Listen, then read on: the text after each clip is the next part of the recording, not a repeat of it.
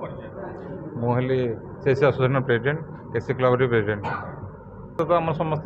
जी आम कर्मकर्ता थे द्वारा ही आरेंजमेंट होता है बहुत भल होता आ छोट पिला बोधे इनकरेज करने सब भल मानने प्रयास थी आमर अलरेडी चिठी कर दीचु कलेक्टर को स्पोर्ट्स मिनिस्टर को गोटे सीएम को भी पठेचु ऑनलाइन सब कर दीचु एवं आम चाहूँ गोटे कौन कहले आमर इंडोर स्टेडियम आमको गोटे रूम मिलने से डिमांड अच्छी डिस्ट्रिक्ट चेस एसोसिएशन तरफ सब वर्ष मैच हुए यथर सीनियर ग्रुप रे 22 जन जूनियर ग्रुप रे 33 जन भाग करथिले एवं आमे तांको समस्त की लंच व्यवस्था करूँ एठी खेलिया सब प्रकार इंफ्रास्ट्रक्चर आमर डेभलप अच्छी यही खेल को बढ़ाई आम नयागढ़ चेस एसोसिएशन यूनिट अच्छी एवं आमर बाबू भाई सानंद प्रेसिडेंट आमर सेक्रेटरी रितेश बाबू आमर युव सांबादिक रथ बाबू एवं आम समस्त अवदान रही आम आग को किसी उन्नति आणीमु बोली आमर चेष्टा जारी रहिबो एवं आमर सेक्रेटरी कहले एठी कोचिंग कैंप हेले चेस आहरी आगु को जाई परिबो। Debabrata Bhatt secretary all Odisha chess association tournament हुए बहुत भल भाव हुए एठी आमर all Odisha chess association EC member Shri Ritesh Kumar Rath अच्छा से जन भल ऑर्गेनाइजर तत्सहित आमर जो प्रेसिडेंट अच्छा दास बाबू तत्सहित लक्ष्मीधर साहू बाबू अच्छा आमर सेक्रेटरी दुई जन माने एमानक नेतृत्व में जो भाया बर्तमान इवेंट सब होची बा डिस्ट्रिक्ट टूर्नामेंट होती निश्चित भाव से सब धन्यवाद पात्र नयागढ़ डिस्ट्रिक्ट चेस एसोसिएशन सबू मेंबर मानक धन्यवाद देवी जे से माने जहाँ हेले भी वर्ष को थरे हो पछे ये कर गोटे डिस्ट्रिक्ट टूर्नामेंट कर तत्सहित से कोचिंग कैंप एवं करते ओडिशा रे मात्र 5टी डिस्ट्रिक्ट करते चेस कोचिंग कैंप यही वर्ष 2025 मसीह ता भर नयागढ़ प्रथम करते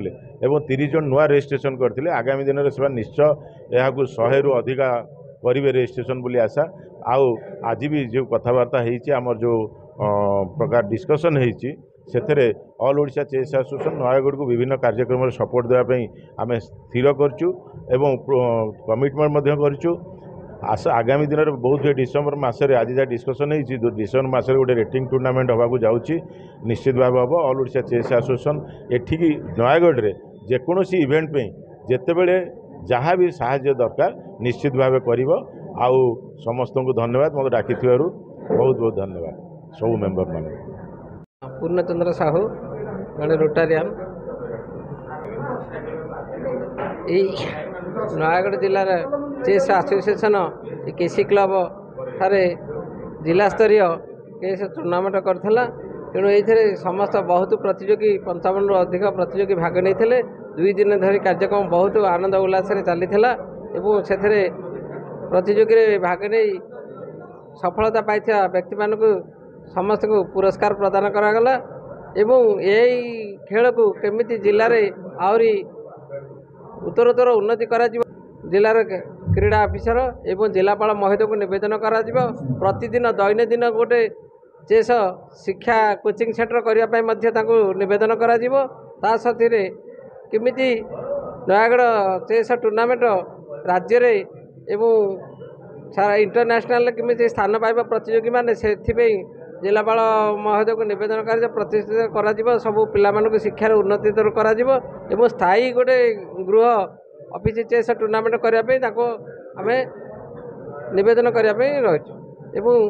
जिलापाल ये हस्तक्षेप करमिति श्रृंखलित करहरी उन्नति करें से आम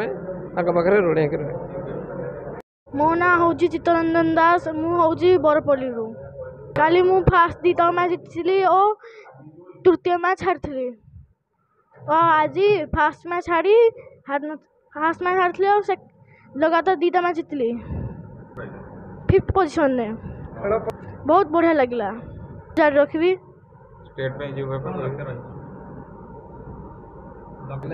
मो लक्ष्य रही मोर भारत देश को चेस रे पूरा टॉप रे रखी।